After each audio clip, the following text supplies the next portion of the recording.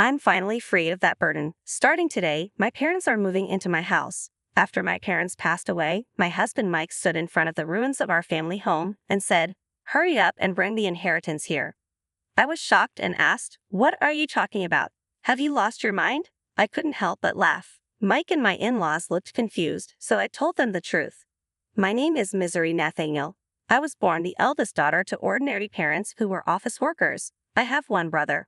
We were a normal family. I married Mike when I was 29, and we had 2 kids. I balanced work and parenting, and now at 55, my son Sean and daughter Amelia are grown and living on their own. I thought I would spend my later years relaxing with my husband, but everything changed one winter day. My father died in a car accident at 72, leaving us all devastated. My mother was so depressed she couldn't eat. I tried to encourage her, saying, "Mom, I know it's hard, but you have to eat."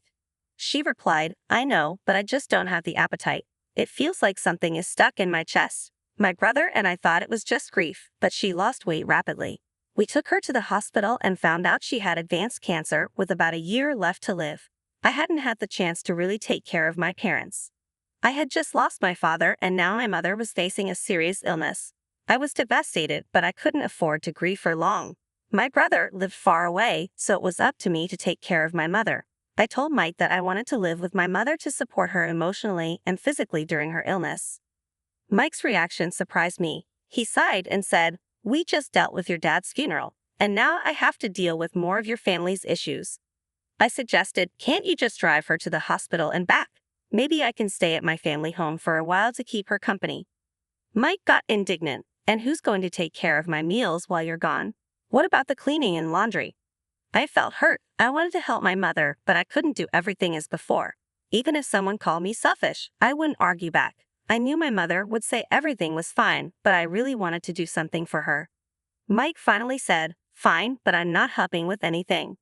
His attitude was harsh, but he agreed. "I'm sorry and thank you," I said, holding back my frustration. Despite the difficulty, Mike and I moved in with my mother at my family home.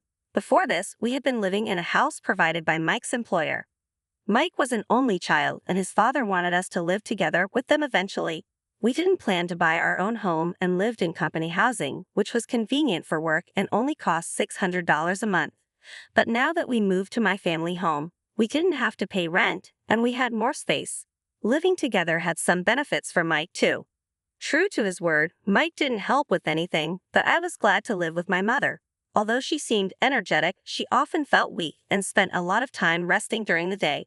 I took care of her meals, fed her, and managed her medication. She couldn't have done it alone. "I'm sorry, Misery. Thank you. It's a big help that you're here with me." "I should thank Mike too," my mother said, grateful to both of us, unaware of Mike's harsh words. One evening, after my mother had gone to bed and Mike returned home, I brought up my mother's treatment during dinner. Mike glared at me and said, "I don't know what you want me to say. I told you I'm not helping with anything," refusing even to listen. I needed someone to talk to, someone to listen. Even after 1 month, 2 months, Mike's attitude didn't change. He constantly complained about living together, acting like he was doing him a great favor, and his behavior became more obnoxious. I couldn't say anything against it. Between worrying about my mother and being considerate of Mike, I was becoming more stressed. Around the time of the 1-year prognosis, my mother's condition worsened rapidly, and she was hospitalized. 3 days later, she passed away. Although I had prepared myself mentally, it was still a difficult time. I was devastated. My brother's family and my children came right away to help, but in times like this, you really want your spouse by your side. However, Mike was laughing and chatting with his parents in a corner, not helping with the funeral preparations at all. My brother took the lead in preparing, and we managed to get everything ready. Mike, who should have been sitting in the family section, was at the back with the relatives. I asked him, "Mike, I want you to sit in the family section." He replied, "No, I'm fine here. I'm not a blood relative after all." I said, "But you're my husband." Then his mother chimed in, "He's your husband, but he's not your mother's son. Mike is our son, so he's an outsider here." I was speechless. In my area, sons-in-law usually sit in the family section at funerals, but this might vary by region. With Mike not in the family section, distant relatives started whispering, wondering if we had divorced. All of this could have been avoided if Mike had just sat with us. Feeling a bit upset that Mike wasn't by my side, we still managed to see my mother off peacefully. After the funeral, my brother's family, my children, Mike, and his parents returned to my family home. I thanked my in-laws, offering them some tea. They laughed and said, "First your father, now your mother. These funeral expenses are a burden for us too, but at least that's the end of it." I was stunned by their words. What did they mean by that? I couldn't believe they would say such a thing. I forced a smile and excused myself. Then I overheard Mike talking with his parents. "It must have been tough for you, Mike, living with outsiders," his parents said. "Yeah, dealing with Misery's whims was a pain," Mike replied. "A husband shouldn't just follow his wife's demands. If you don't like something, you have every right to refuse." I clenched my fists. Their voices laughing and chatting were unbearable. But this wasn't new. Mike's parents had always been insensitive and rude. When Mike and I got married, his mother said, "Couldn't you find someone more attractive? I can't expect much for grandchildren." His father joked, "They say beauty gets boring after 3 days. With Misery, you won't get bored." And Mike just laughed. Such a disrespectful family. I felt something snap inside me. Reflecting back, neither Mike nor his parents had said a single comforting word to me either at my father's funeral or after my mother's passing. Instead, they ridiculed me. I had felt sorry for imposing on Mike, but now I questioned his behavior as a person. I realized I shouldn't have felt so guilty towards Mike, especially since he wasn't supportive. While I simmered in anger, Mike and his parents continued to laugh and chat in another room. If my brother's family and my kids had heard them, they would have been upset, but fortunately, they were in the kitchen. I was relieved to be the only one who heard Mike and his parents' conversation. Then I heard more from my mother-in-law. "Misery," she called. "Yes," I replied, startled. "Can I have this?" she asked, holding my mother's purse. Confused, I stammered, Well, your mother won't be needing it anymore, right?" Mike suggested. "I think I should take it home. Maybe I'll just keep it." I couldn't believe her audacity, especially right after the funeral. I took the purse from her and said firmly, "No, you can't." "What?" Her expression changed, not so much about the purse being taken away, but more about me, her daughter-in-law, standing up to her. Yet I stood my ground. "We're not ready to sort through my mother's belongings yet. We'll distribute her keepsakes among the family later," I said. My mother-in-law turned red with anger. "What do you mean? Are you saying I'm an outsider?" "You said earlier at the funeral that even Mike was an outsider to my mother. How come Mike is an outsider but your family isn't?" I retorted. Hearing this, Mike and his father also turned red. "What are you saying? Apologize to Mom. How disrespectful for a daughter-in-law to talk like that," they shouted. Their commotion drew everyone from the other room. I didn't expect to be called an outsider after all the effort we put into attending the funeral. "Let's go home, Dad," my mother-in-law shouted and stormed out of our house. Even Mike, for some reason, was angry and left with his parents. "What happened? Did you really call your mother-in-law an outsider?" everyone asked, having heard only her side. Taken out of context, it might have seemed like I was the one being harsh, but I explained the situation to everyone and not a single person blamed me. "Grandpa and Grandma should be more considerate of other people's feelings," my children said. "That's just how Dad and Grandpa have always been." My children sided with me, but I still couldn't forgive those three. Mike hadn't come home for a while since that day, and I hadn't contacted him either. I didn't think I should be the one to apologize, and I wasn't sure if I could forgive him even if he did. But I knew things couldn't stay this way forever. Then one day, Mike came back. "Welcome home," I greeted him, suppressing the anger that flared up at the sight of him. Then he said, "It's been tough, huh?" His gruff words were an attempt at showing concern, and I was taken aback. "Take the kids and go on a trip. It'll be a good change of scenery for you," and with that, he handed me travel vouchers. I was speechless. Instead, tears started to stream down my face. It might have been the kids' idea, but I was touched that Mike went along with it. I immediately contacted the kids to plan the trip. "Really? Dad suggested this." They were astonished by my proposal.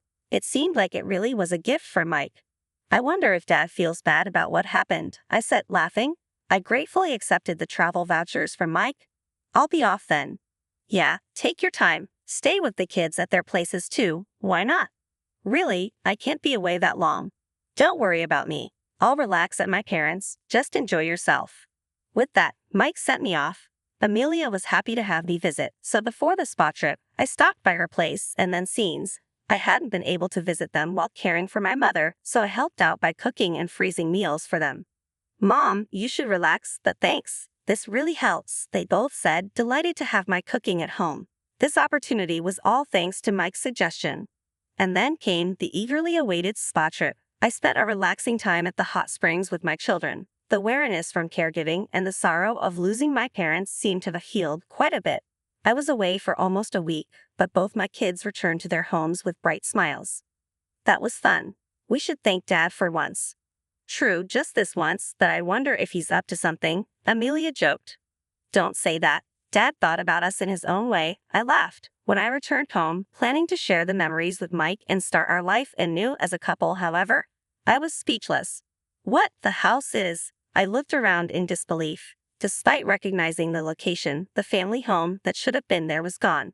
Then out of nowhere, Mike appeared, followed by his parents. They were grinning at me standing there, dumbfounded.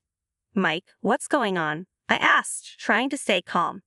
Finally, I'm rid of that baggage. Starting today, my parents are moving in with me at my house, he said with the same sickening smile. What are you talking about? I replied. Have you lost your mind? Your family home has been demolished. Bring the inheritance to our place quickly. Whatever you inherited, it's Mike's now. I realized then the disappearance of the house was Mike's doing, and it was all for the inheritance. Such betrayal. After thinking about the future on my way home, I was filled with indescribable sadness and anger. But demolishing the house won't make things go Mike's way. I won't let it. I burst into laughter at the sight of their smirking faces. My laughter baffled Mike and his father. What? Why are you laughing? What a weird woman. Has she gone crazy? My mother-in-law looked at me as if I were something eerie. Facing the three of them, I spoke up. Don't you guys know? What are you talking about? Mike demanded. First off, I haven't inherited a single penny, so there's no inheritance. After saying that, I burst into laughter again. Perhaps they mistakenly thought they'd become rich from the inheritance. Their wild imaginations and actions had me in uncontrollable laughter. What do you mean? Explain yourself, Mike demanded, but I kept my mouth shut. I felt no need to enlighten them. Before that, I'm not going to live with strangers. If you want to live together, go ahead alone, I said, rejecting his initial suggestion. My mother-in-law furiously responded, You helped with your parents' housework, but you can't do ours. You're aware of the circumstances, right? I agreed to live together, didn't I? I told you I didn't want to live together. Have you forgotten that you chose to live together to avoid housework? I refuted them one after another. Mike and his mother bit their lips. Also, demolishing the family home like that. There are things you just shouldn't do. I yelled at them and then left the scene.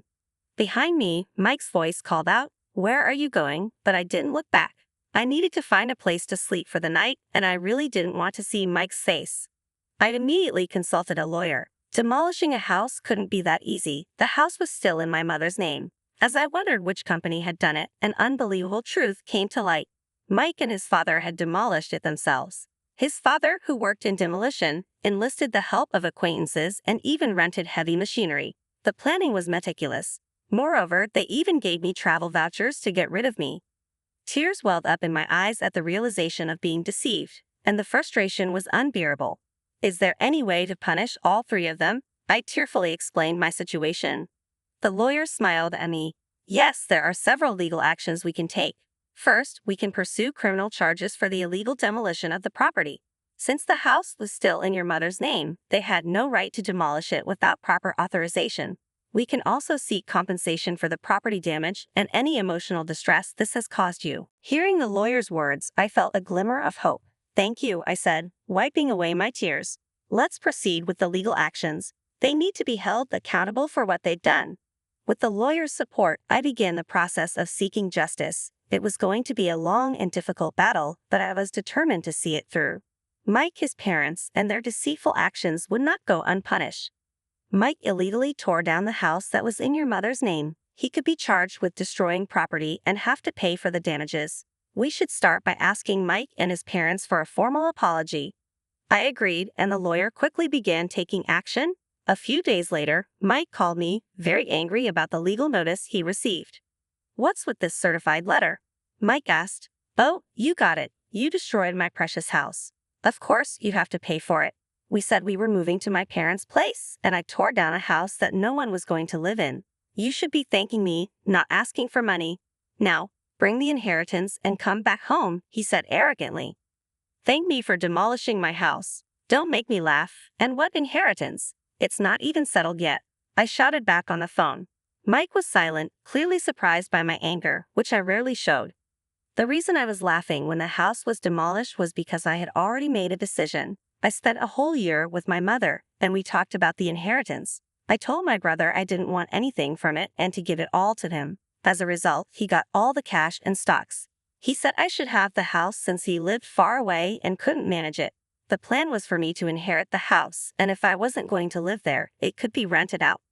So, either you and your father restore the house to its original condition or pay the amount specified in the letter. If you can't pay, I'll file a police report and sue you. Mike apologized, saying he didn't think I would get so angry. Of course I'm angry. What did you expect? I said. Mike started making excuses. He seemed to think that if my family home was gone, he wouldn't have to live with his parents. Mike's father had always wanted to live with us and liked Sean. Mike had refused to live together before because of the difficult commutes, but his parents thought I was the one against it. So Mike convinced them by demolishing the house. Mike tore down my house and made it look like I would move in with his parents and get the inheritance. I couldn't forgive him for that. I told him to agree to the settlement if he was really sorry, and then I hung up. Mike kept calling and sending messages, apologizing. If you're sorry, just transfer the money. I told him, pushing it away. I knew my childhood home couldn't be fixed, but this was the only way I could deal with my intense feelings. Afterward, I stayed at Amelia's place. My brother's family and my children knew about the situation. My brother was probably upset about the house being demolished without his permission, but he said he wouldn't interfere, but would help however he could. Everyone condemned Mike's actions and supported me. A month went by without any payment from Mike. During this time, he didn't contact me. I couldn't stay with Amelia forever. I needed the money to set up a stable living situation. Just when I was hoping to get the money soon, something unbelievable happened. Amelia showed me something on her smartphone. This apron looks a lot like Grandma's, she said, showing me a listing on a flea market app. I was shocked to see that the apron was a unique one I had made for my mother. This is Grandma's apron. I made it so I'm sure. Amelia checked other listings and found nearly 30 items, all belonging to my mother. It was clear that Mike was the only person who could have taken my mother's things after demolishing the house. I called Mike immediately. What's this about the app? I asked, sounding furious. Mike replied, annoyed, what app? Don't play dumb, I said. You're selling Mom's things without permission. Cancel those listings now. Mike, sounding panicked, said, no, it wasn't me. Who else would do such a thing? I said, I'm coming over right now to get everything back. I hung up and immediately went to Mike's parents' house with Amelia. As soon as we arrived, I demanded, where are Mom's things? I called out for Mike and confronted him at the door. He stuttered, I don't know anything about it. Tell the truth, I insisted.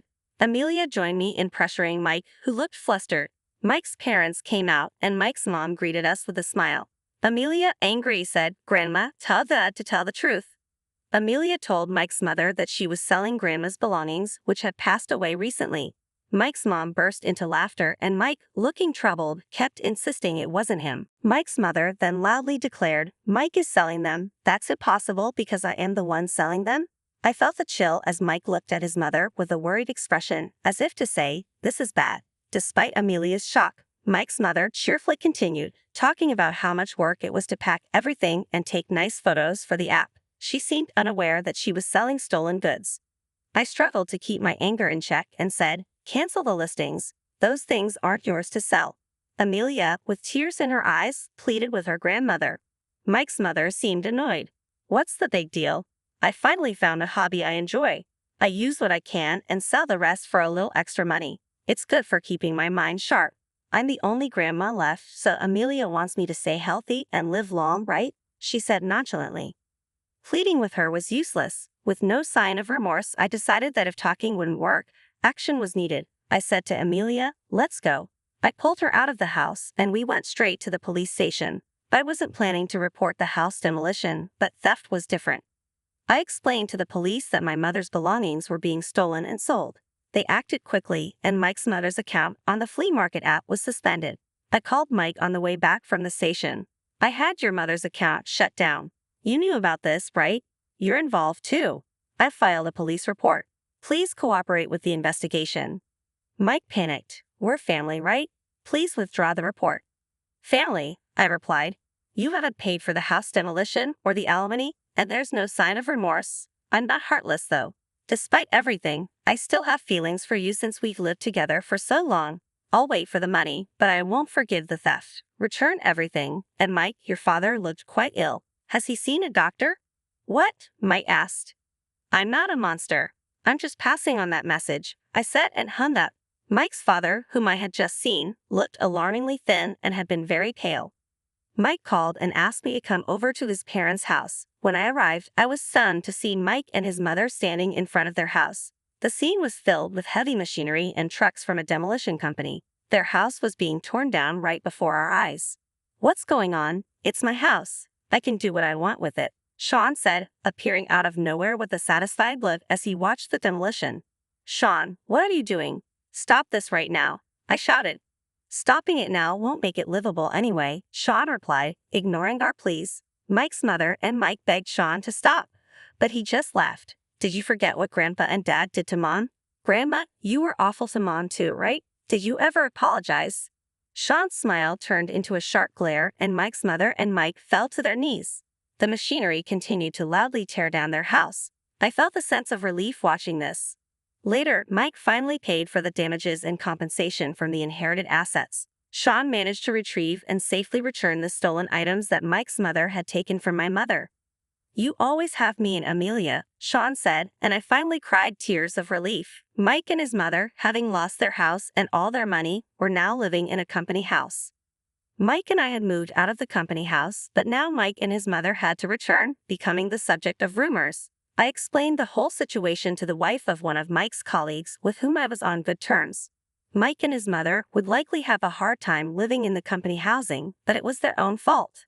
After Mike's retirement, they would need to save up for a new place to live. Sometimes I think about asking my friend how Mike and his mother are doing just to have something to talk about. After everything, I continued staying at Amelia's house. Then Sean got engaged and was planning to build a new house. The land where the old family home stood sold for a good price, and I was glad to see that it was put to good use. Sean invited me to live with him and his fiancée, who welcomed me warmly. Since I couldn't keep relying on Amelia, who lived alone, I decided to accept Sean's offer. I'm looking forward to living happily with my new family and am determined not to become a mother-in-law like my own.